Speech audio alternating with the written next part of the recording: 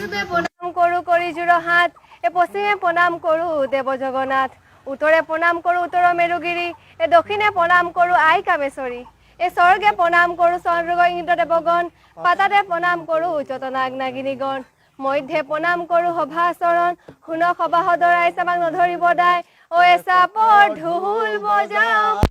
দিব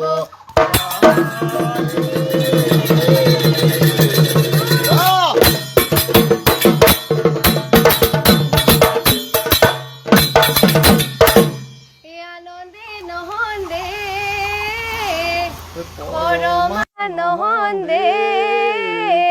এ পরমানন্দে এ সীতা গোবিন্দ জয় জয় রাম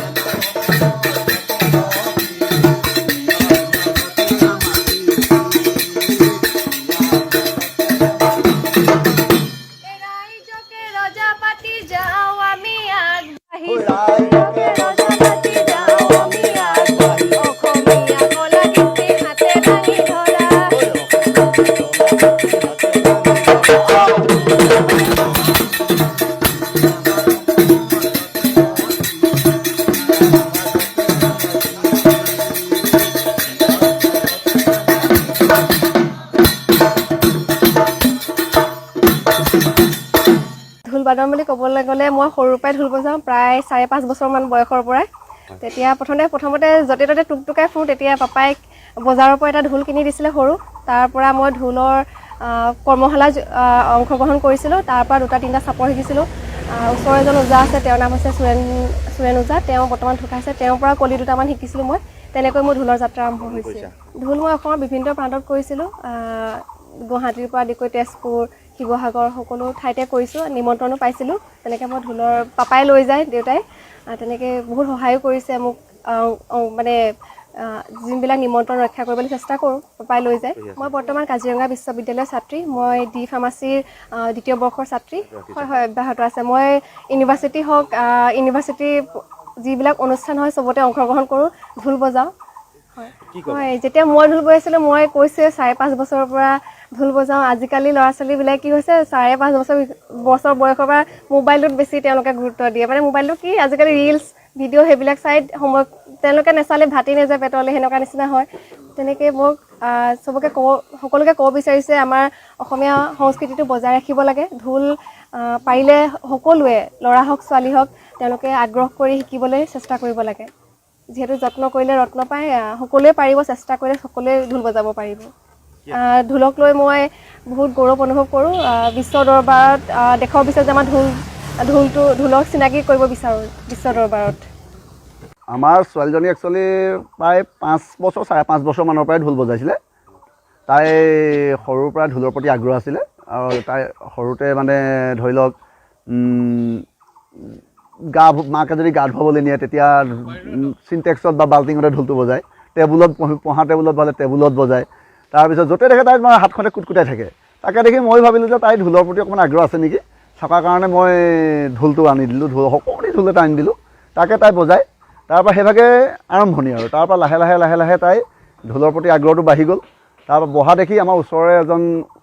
ওজা আছিলে সুৰেণ ওজা বুলি কয় তেখেতকে মাতি আনিলোঁ মই মাতি অনাৰ পিছত তেখেতে 2 দিনমান তাইক শিক্ষা দিলে কিন্তু আমাৰ দুৰ্ভাগ্য তেখেত হঠাতে আমাৰ মাজৰ পৰা গুচি গ'ল। ইয়াৰ পাছতে আমাৰ তেনেকৈ গুৰু নাইকিয়া হ'ল। গুৰু নাইকিয়া হ'লত লাডৈগড় ৰংদৈৰ কৰুণা দত্ত বুলি কয় এজন ওজা আছিলে। কৰুণা দত্ত ওজাক তেখেতক আমন্ত্ৰণ কৰিলে, তেওঁ প্ৰায় 6 মাহমান এই শিক্ষা দিলে। তাৰপিছতে বিহু আগে পিছে আমাৰ প্ৰিয় হাইস্কুলতে হওক বা অন্যান্য ঠাইত বিহু কৰ্মশালা হয়, কৰ্মশালাবিলাকত তাই যোগদান কৰে। সেই যোগদান কৰিয়ে তাই ঢোলৰ প্ৰতি তাই আকৃষ্ট হ'ল। আৰু এই ঢোলৰ প্ৰতি তাই মহিলা হিচাপে ঢোল নহয়, আমাৰ সৰুৰ পৰা দেখি আছিলোঁ আমাৰ তিৰকৰা এগৰাকী স্বনামধন্য ঢুলীয়া শিল্পী,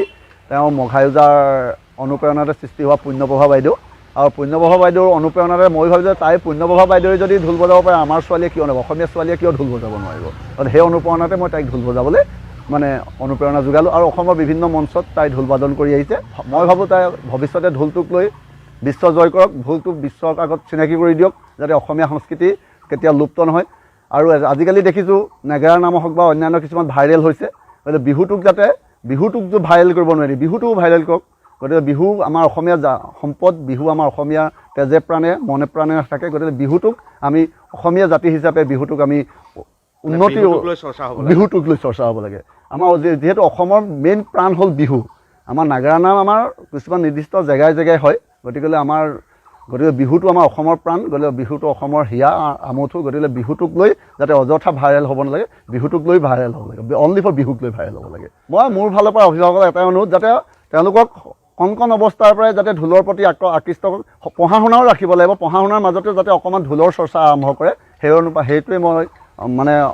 উঠি অহা প্ৰজন্মক মই অনুৰোধ জনাইছোঁ।